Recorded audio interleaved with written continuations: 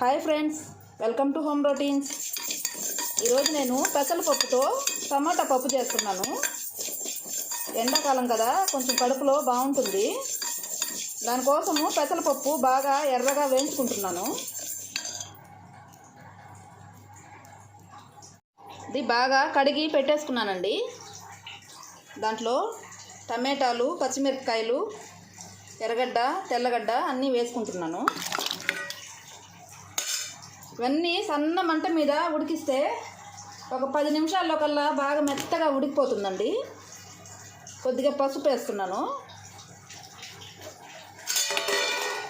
అన్నీ వేసి ఒకసారి అట్లా కలిపెట్టేసి ఆపేయండి. 10 నిమిషాల కల్లా బాగా ఉడికిపోతుంది. పప్పు బాగా ఉడికిపోయిందండి. ఇప్పుడు దీన్ని ఎనుపుకుంటాను.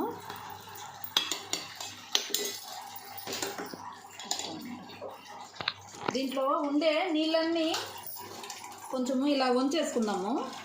పక్కకు తీసుకుందాం కొద్దిగా నీళ్ళన్నీ.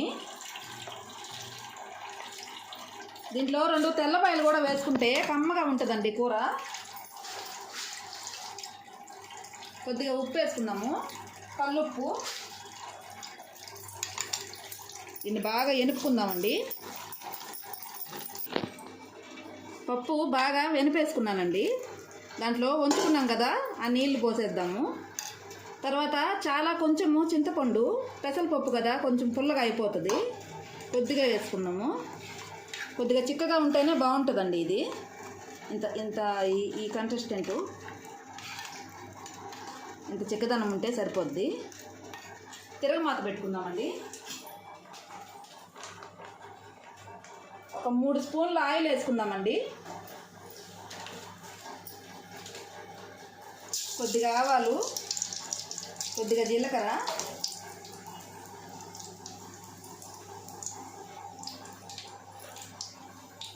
బాగా చిటపట అన్నాక తెల్లగడ్డ,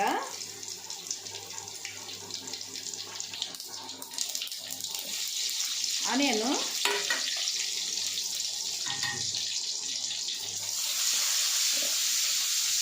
కొంచెం బాగా ఎర్రగా వేపుకుందామండి.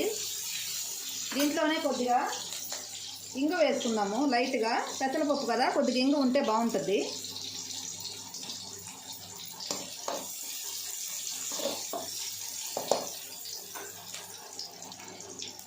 తిరగమాత ఎర్రగా వేగిందండి. ఇంట్లో కరివేపాకు నిండుకుంది, అందువల్ల వేయట్లేదు. పప్పు అంతా దీంట్లో వేసేసుకుందామండి.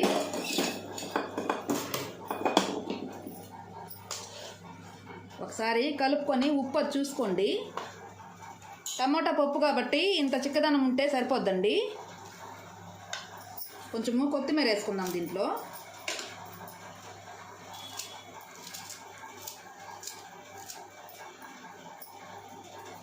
కొత్తిమీర వేసి కలిపెట్టుకొని కొద్దిగా కాసేపు ఉడికిద్దామండి.